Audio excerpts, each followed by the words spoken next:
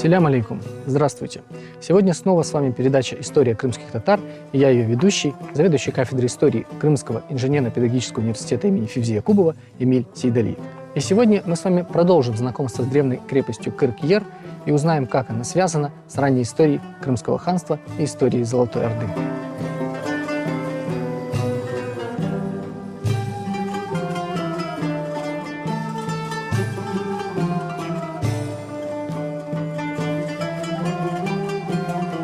О значимости крепости в истории первых гераев можно судить по предположению о наличии тут ханской резиденции. Данные письменных источников косвенно указывают на этот факт. Возможно, именно тут первые ханы выдают свои ярлыки и оформляют дипломатические документы. Ученые считают, что он мог находиться в районе Южных ворот. В подтверждении приводят данные археологии. Тут при раскопках были обнаружены фрагменты изразцов, характерные для богатых домов. Двигаясь от Бурунчука к средней крепостной стене, мы с вами натыкаемся на развалины величественного здания. Это средневековая мечеть. Она располагается на площади на пересечении улиц Средней и Кинасской. Вероятно, здесь была главная площадь города во времена Крымского ханства, а мечеть была важнейшим культовым сооружением в это время. Известно, что во времена Ивлия Челеби двери ее уже были закрытыми. Вероятно, мусульмане ушли из города.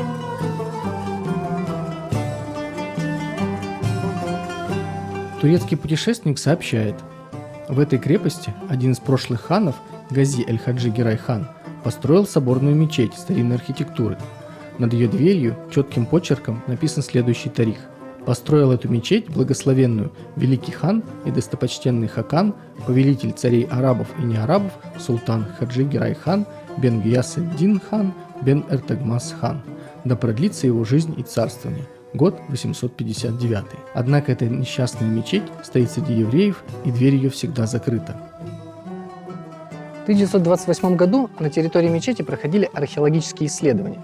И тогда в процессе раскопок тут была обнаружена мраморная плита с надписью «Хаджи Герай-хан, сын Гияс-эд-Дина». Тогда ученые предположили, что, вероятно, хан построил где-то рядом с этой мечетью медресе или еще какое-то культовое сооружение.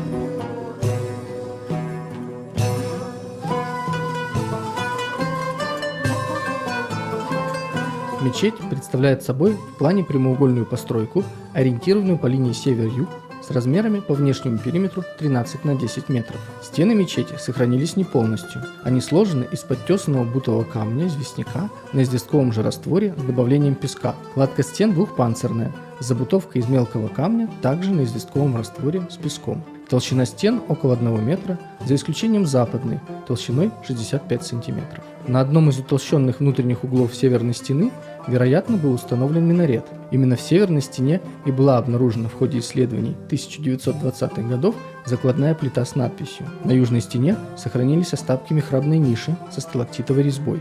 Две небольшие ниши также прослеживаются по обе стороны от михраба. Внутренний объем сооружения был разделен на 3 продольных нефа 2 рядами колонн, от которых сохранились в скальной поверхности лишь 4 небольших углубления. На эти колонны опирались конструкции стрельчатых арок. Некоторые исследователи считают, что мечеть была перекрыта куполом, о чем свидетельствует находка полукруглого в сечении замкового камня.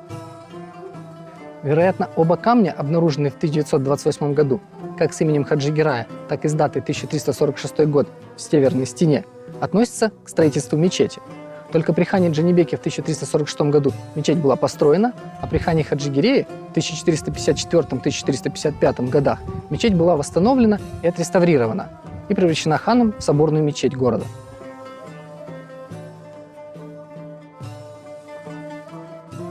Неподалеку от развалин мечети к востоку располагается еще одно культовое сооружение.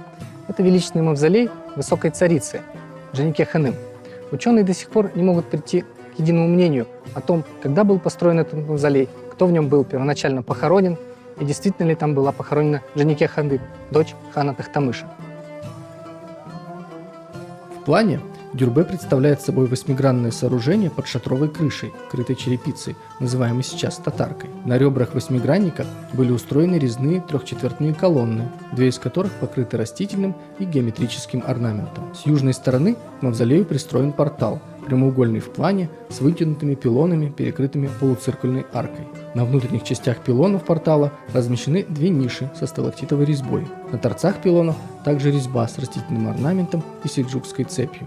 По ступеням портала можно подняться ко входу в Дюрбе. Вход обрамляет выполненная в камне надпись на арабском языке. В подземной части мавзолея располагается каменный склеп. Известно, что он вытянут по оси здания и имеет прямой дромос. Вход с 3 ступенями. Камера склепа прямоугольная в плане, свод ее полукруглый, сложен из тесанных и хорошо подогнанных блоков известняка. Пол и стены склепа вырублены в скале. В более поздний период в своде склепа был пробит лаз, а в 19 веке погребение было ограблено. Раскопки склепа были проведены в 1940 году, в ходе чего на полу подземной части Дюрбе были обнаружены разрозненные остатки 8-12 человеческих костяков. Более весомый результат дали более ранние раскопки рядом с мавзолеем. В ходе археологических исследований 1928 года Османом Акчокраклы рядом с мавзолеем была обнаружена еще одна каменная плита с надписью. Дело в том, что эта надпись находилась до 1880 года на стене Дюрбе над входом. После того, как Дюрбе было реставрировано, этот камень пропал. И вот спустя полвека археологи смогли его обнаружить здесь рядом и сохранить для истории. На этой плите была обнаружена надпись «Гробница великой царицы Джанике Ханым, дочери великого Хакана Тахтамыш-хана. Скончалась в месяце Рамазан 841 год» или 1437 год по григорианскому летоисчислению.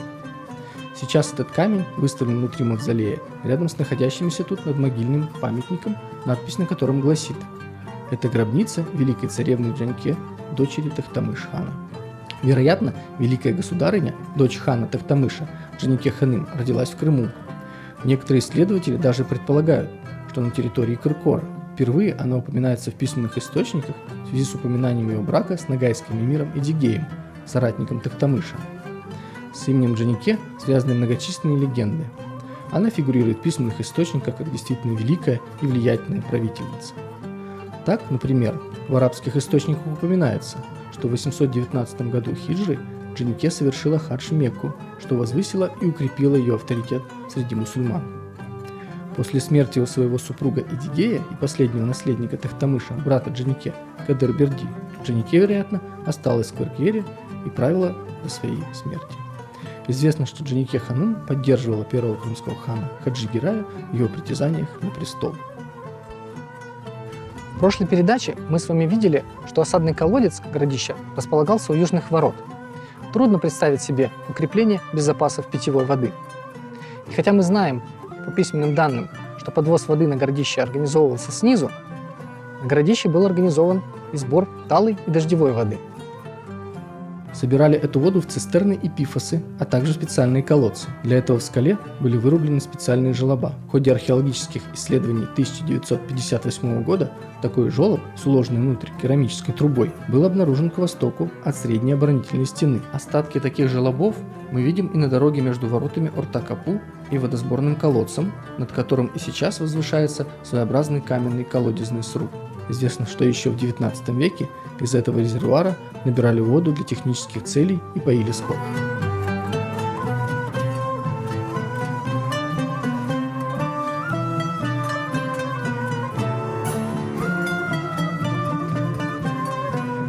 Наконец мы с вами добрались до самого древнего сооружения крепости – средняя оборонительная стена. От ворот Орта-Капу на север и на юг отходят две куртины по 60 метров каждая. Ученые до сих пор спорят о том, когда была возведена эта стена. Северная оборонительная стена Чуфуткале сложена из крупных, хорошо отесанных блоков известняка, плотно подогнанных друг к другу и уложенных рядами. Между северной и южной частями стены расположены ворота, уже упоминавшиеся Орта-Капу, средние ворота, перекрытые циркульной аркой. Ширина проема, некогда закрытого двустворчатыми воротами, 3,6 метра. Ворота открывались внутрь и запирались на засов. О конструкции запора ворот нам говорит вырубленный в северной стене Г-образный паз. Сюда, вероятно, заводился брус засова. С севера ворота были прикрыты эпикампием, специальным выступом стены шириной 6,2 метра, который был предназначен для фланговой атаки на противника, штурмующего ворота. При штурме ворот нападающие поворачивались к этому выступу правой, не прикрытой щитом стороной, и защитники могли вести обстрел по незащищенному с той стороны противнику. С этого же выступа простреливалась не только предвратная зона, но и пространство перед южной куртиной. Что же касается северной части средней стены, то тут не было фланговой защиты. Более того, в 11 метрах от обрыва она имела излом. По данным археологических исследований, тут располагалась вылазная калитка, спрятанная от неприятеля. Из этой тайной калитки защитники могли проводить дерзкие и неожиданные боковые атаки по противнику. К северной куртине была пристроена когда-то большая усадьба, к сожалению, сейчас не сохранившаяся. В XIX веке за ней закрепилось название «Монетный двор». На Чуфуткале действительно когда-то чеканили монету, и письменные и нумизматические материалы говорят нам о чеканке монет в Кыркьере. Здесь, да и в некоторых других регионах, чеканка монеты в Крымском ханстве иногда даже поручалась караимам.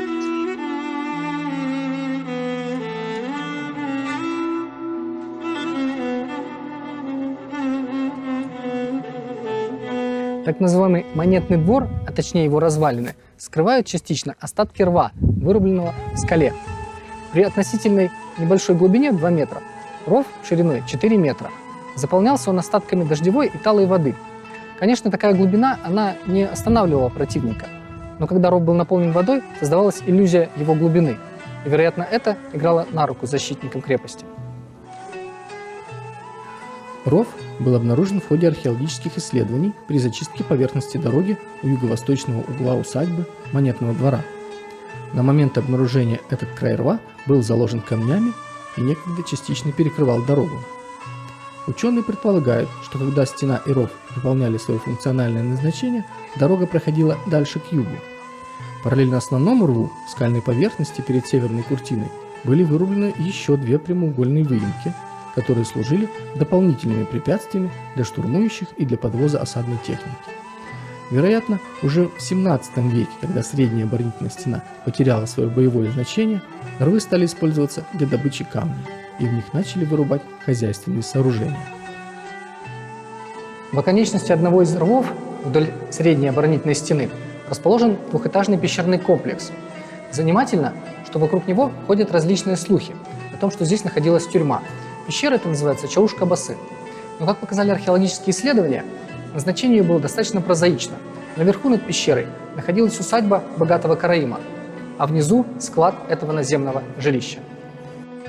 Романтические легенды о пещере Чаушка-Басы мы находим еще в XIX веке в учебной экскурсии Симферопольской мужской гимназии. Пройдя воротами эту стену, построенную из громадных камней, все повернули налево, на самый край скалы, и по лестнице спустились в тюрьму, состоявшую из 2 комнат. В первой, по словам проводника, проходил суд, а во второй налево, несколькими ступенями ниже, расправа. У стены 2 углубления. В первом обваривали осужденных кипятком, а над вторым рубили головы. Тут же в задней части мы видели каменные места, в рост человека, так называемые каменные мешки. Что же касается достоверных исторических данных о расположении в Чубуткале тюрьмы, то они действительно содержатся в письменных источниках. Первое упоминание о тюрьме в Кыркоре появляется в конце 15 века. Якобы тут в 1498 году крымский хан Менгли-Герай содержал литовского посла Леза. И в дальнейшем есть упоминания о заключении тут воеводы Шереметьева, гетмана Потоцкого и многих других. Уже давно ведутся споры, где же располагалась эта тюрьма. Вероятно, речь идет об одном из пещерных сооружений в северном обрыве новой части Чуфуткале. Этот пещерный комплекс состоит из 4 помещений, проникнуть в которые достаточно сложно. Илья Челеби, посещавший Кыркор, вероятно, именно об этом сооружении писал. В этом замке находится тюрьма для пленников хана. Другого такого ада нет на всем свете. Выбраться из этой тюрьмы в Чуфуткале никоим образом нельзя, разве что человека в гробу оттуда вынесут. Еще в 80-е годы 20 века старожилы вспоминали, что именно в этих пещерах можно было увидеть мурованные скальные стены, железные кольца и цепи. Новый город, о некоторых постройках которого мы сейчас с вами узнали, возникает относительно поздно, где-то в начале 16 века. Об этом может свидетельствовать и наличие восточной стены, которая строится где-то в это же время, потому что эту часть города необходимо было защищать. Строится она, как и предыдущая оборонительная стена, вероятно, в несколько этапов.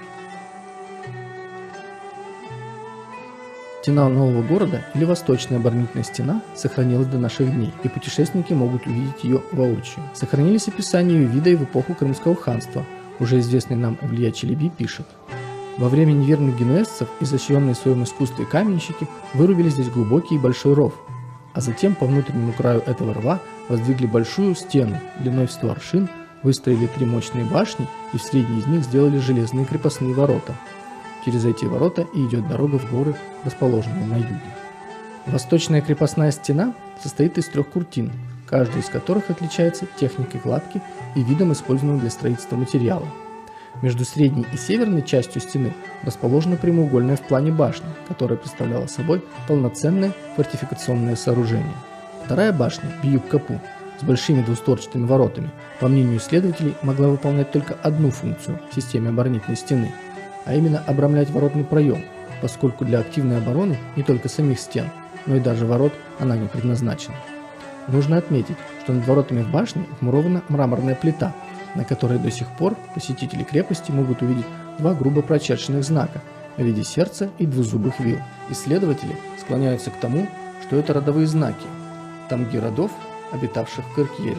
Первый директор Бахчисарайского дворца-музея Усейн Баданинский считал этот знак тамгой рода Кырк, который, вероятно, владел крепостью или имел какую-либо другую власть над городом и окрестными землями. Ученые до сих пор спорят о происхождении названия Кыркор, приводя его в разных формах, находя в источниках различные написания и переводы. Арабский историк Абул-Фида называет крепость аланским городом и переводит его название как «40 мужчин». Ряд авторов приводит название Кыркор в значении «40 могил». Уже упоминавшийся Усейн Баданинский и архитектор Борис Николаевич Засыпкин считают, что частица «кырк» в названии крепости относится не к числительному 40, а обозначает название ордынского и крымско-татарского рода Кырк, который, вероятно, владел городом, отсюда и тамга над Бьюк-Капу. Известный тюрколог Илья Владимирович Зайцев отметил, что эта тамга принадлежит не роду Кырк, а роду Яшлав, которые, вероятно, владели и крепостью, и, например, деревней Кырк-Чолпан, где также встречаются эти знаки. Связывают происхождение названия города и с греческим словом «киркос» в понимании «кольцо», окруженное, защищенное кольцом стен место, и со словом «кырык» – «расселено». Предложена также этимология от слова «курук» – заповедное, запретное или святое место в форме «кырык-ер». С этим сложно не согласиться, ведь тут располагались святые для крымских ханов могилы их предков и покровителей, а у подножья города, в долине, нашли покой основателя одной из величайших ветвей чингизидов династии Гиреев. Гефер-Кермен, крепость драгоценностей, как называл ее Ивлия Челеби, хранит еще много секретов и тайн, которые она готова открыть любому интересующемуся историей. Этот город имеет огромное значение в истории Крымского ханства, ведь не зря в литературе его называют гнездом Гераев, а иногда заповедным, очень тайным местом для ханской семьи. Мы еще много-много расскажем вам интересных моментов, связанных с памятниками и историей крымских татар. Спасибо, что были с нами. До свидания. Салых мин халанс.